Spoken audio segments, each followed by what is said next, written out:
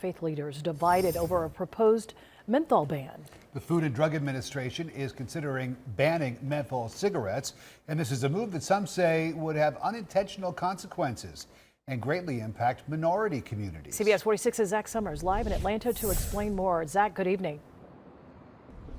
Good evening, Sean and Rick. You know, local ministers say tobacco companies created this vice in the black community decades ago, going as far as to hand out free samples of menthol cigarettes. The group fears an outright ban would create a pipeline of mass incarceration.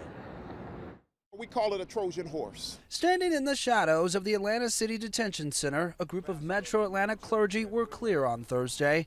They do not support a potential ban on menthol cigarettes. We are not here promoting cigarette smoking at all. Right. The issue here is over-criminalization of tobacco. The Food and Drug Administration is considering rules that would prohibit the manufacture and sale of menthol cigarettes and all flavored cigars. Supporters say a ban would positively impact public health, while opponents argue it would unfairly target African Americans, possibly leading to injustices and problems with police. Driving while black is an issue. Yes, sir.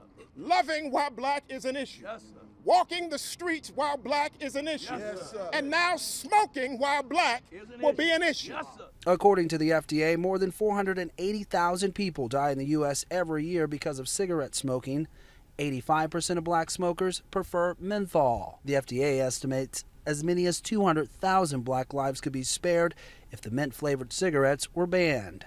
If they want to talk about issues in America, let's talk about gun violence in America. Yes. Menthol is not an issue. So that's silly. Reverend Anthony Evans is the president of the National Black Church Initiative, a coalition of 150,000 black and Latino churches nationwide working to eradicate racial disparities in health care.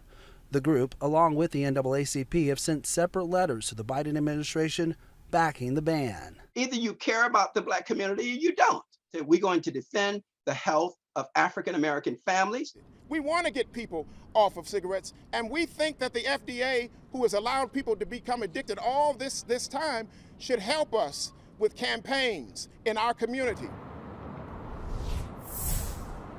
And this group of ministers, they plan to travel to D.C. to meet with the Georgia congressional delegation next Tuesday. The FDA will continue to take public comment on this issue until August 2nd. If the ban is approved, it would go into effect 1 year after that notice after notice of publication.